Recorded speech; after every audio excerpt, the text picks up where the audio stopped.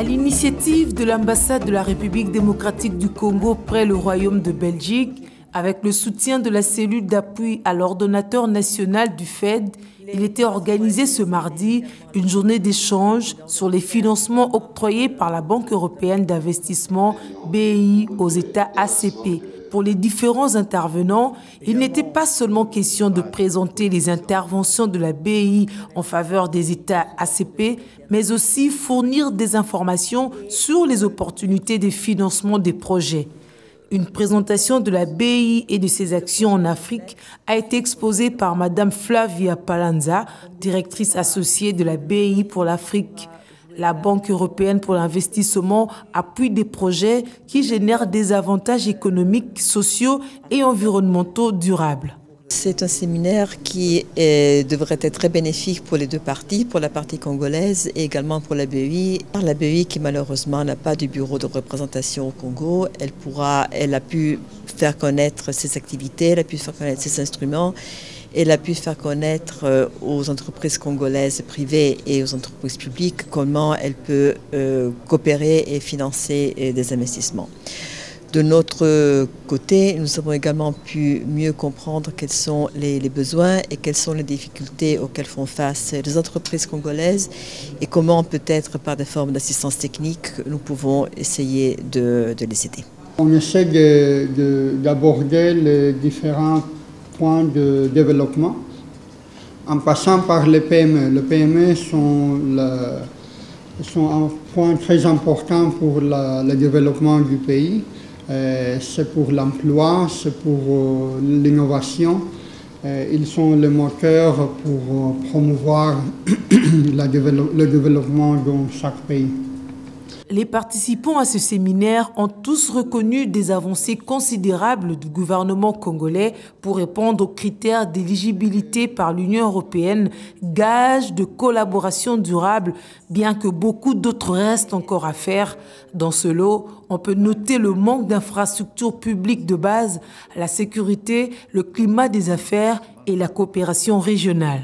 Les pays et décidé de pouvoir réhabiliter ces infrastructures. Et je crois qu'aujourd'hui, comme nous l'avons vu, qu'il est difficile de pouvoir tout sortir du compte du Trésor pour financer ce genre d'infrastructures. Et c'est pourquoi on utilise les modèles de gestion des projets d'utilité publique, notamment en ce qui concerne les infrastructures de base, pour utiliser l'argent des privés pour financer les projets d'utilité publique. C'est un mariage d'intérêt économique, un mariage alléchant, mais un mariage aussi plein de défis. Et surtout que ce mariage implique plusieurs partenaires qui viennent avec des intérêts différents. Donc il faudra que l'État dispose d'un cadre légal et réglementaire pour canaliser les droits, les obligations, les préoccupations des uns et des autres. Parlons infrastructure, le cas du port autonome de Pointe-Noire tombé à point nommé. Son directeur général estime que cet exemple s'appliquerait bien aussi chez son voisin, la République démocratique du Congo. Notre projet appelé Programme d'investissement prioritaire était par excellence un cas concret puisque ce projet a été réalisé et j'ai dû présenter aussi les résultats. Et les mêmes causes produisant les mêmes effets, il n'y a pas de raison que ça ne se fasse pas sous d'autres horizons. La BEI a sans doute des exigences, mais avec la volonté des contractants, les résultats sont plutôt éloquents. Témoignage des bénéficiaires. Financer les petites et moyennes entreprises, ce n'est pas les choses les plus faciles, pour différentes raisons. Souvent, les entreprises manquent de fonds propres, n'ont pas souvent de garanties, ce que les banques demandent malgré tout. Mais il n'empêche qu'au niveau de la Robank, depuis l'année passée, le développement des petites et moyennes entreprises est une de nos priorités, une des priorités de notre politique commerciale. Il fallait absolument travailler avec un cabinet étranger qui connaissait exactement et correctement la législation de ce pays-là.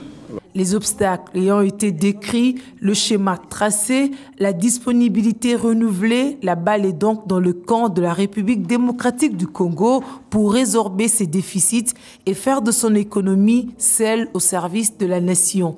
Les efforts internes devant être soutenus par des apports extérieurs.